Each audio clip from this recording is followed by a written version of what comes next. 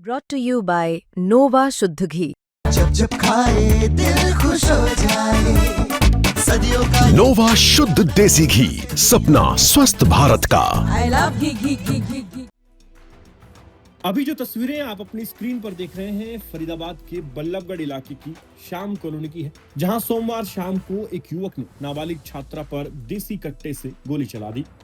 गोली लगने से छात्रा गंभीर रूप से घायल हो गई और आरोपी वारदात के बाद मौके पर ही हथियार फेंककर वहां से रफू चक्कर हो गया। स्थानीय लोगों ने घायल युवती को तुरंत निजी अस्पताल में भर्ती कराया, जहां उसकी हालत फिलहाल स्थिर बताई जा रही है। घटना सोमवार करीब शाम 5:30 बजे की है।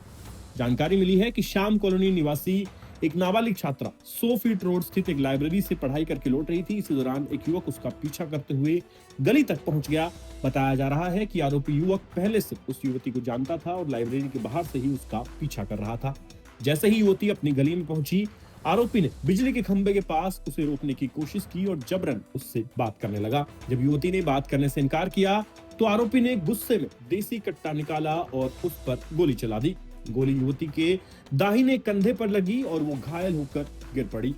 वारदात के बाद युवक कट्टा वहीं फेंककर बाइक से फरार हो गया और गोली लगने की आवाज सुनकर आसपास के लोग गली से बाहर निकल आए। उसी गली में एक बैग की दुकान चलाने वाली महिला ने युवती को खून से लथपथ देखा और अन्य लोगों की मदद से तुरंत उसे निजी अस्पताल पहुंचाया। चश्मदीद महिला ने बताया कि जब गोली चलने की आवाज आई तो पहले लगा कि जैसे टायर फटने की आवाज हो, लेकिन कुछ ही सेकंड बाद किसी लड़की की जोर जोर से चीखने की आवाज आई।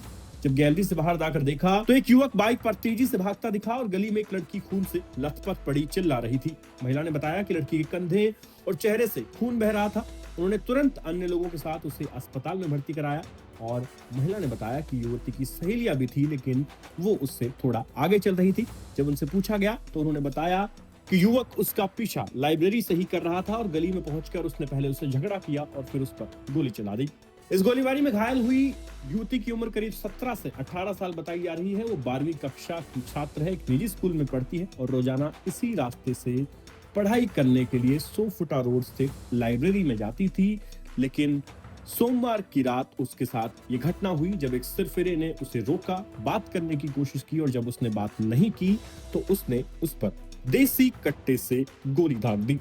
गोली चलाने वाला ये शख्स कौन है, क्यों ये महिला के पीछे पड़ा था, क्या इन दोनों के बीच कोई संबंध था, क्या कोई रिलेशनशिप था या फिर ये लड़का इस लड़की को परेशान कर रहा था, पूरी कहानी क्या है, ये समझने के लिए हमारे संवाददाता सचिन गौड़ ने बात की है घायल युवती के भाई से, जिसने बताया है कि ये पूरी घटना क्या थी और क्यों उसने इस गोलीबारी को अंजाम दिया है। तो सुनिए आप कि युवती का भाई क्या बता रहा है और इस पूरी घटना पर आपका क्या कहना है। कमेंट सेक्शन में लिख के अपनी राय जरूर दें। बीती शाम एक छात्रा को बल्लभगढ़ में उस समय गोली मार दी गई जब वह लाइब्रेरी से अपने घर लौट रही थी। 2 छात्राएं उसके साथ थीं, लेकिन एक जो शख्स था जो घात लगाए बैठा था, उसने जैसे ही छात्रा वहां पहुंची मौके पर और उसने गोली से फायर कर दिया और अभी छात्रा जो है हॉस्पिटलाइज है। हालांकि उसकी जो स्थिति है वो स्थिर है। हमारे साथ बात करने के लिए उस छात्रा के ब्रदर मौजूद हैं। आपका नाम क्या है? मेरा नाम तनिष जैन जी। तनिष, क्या सूचना मिली? सबसे पहले आपको कितने बजे सूचना मिली? हमें हमारी बहन का फ़ोन आया कि ऐसे भाई मेरे पे शूटिंग कर दी है किसी लड़के ने और तू फटाफट आओ। हम तब वहाँ पहुँचे।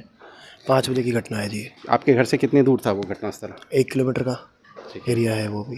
ठीक है। हाँ जी। तो क्या पता लगा कौन था ये हमलावर?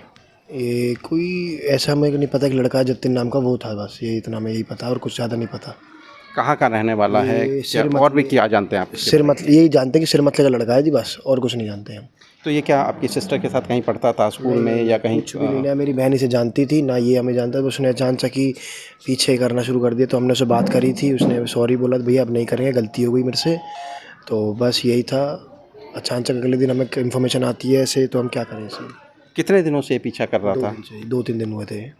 तो इस बारे में कोई पुलिस को भी सूचना किया? पुलिस सूचना नहीं हुई थी क्योंकि हमारी उससे बात हुई थी लड़के से। उसने कहा भैया हम से गलती हो गई, लास्ट चांस दे दो, गलती हो गई। वो उसके पेरेंट्स से भी बात हुई थी, उसके पेरेंट्स ने भी हाथ जोड़े थे हमारे सामने। तो फिर हमने ठीक है कोई बात नहीं, अगली बार ना हो। तो यही है क्योंकि वो लड़की हमारी भी छोटी है, वो पढ़ने जाती है। हमें केस में क्यों पढ़ना, क्योंकि लड़की के बोर्ड पेपर आ रहे हैं।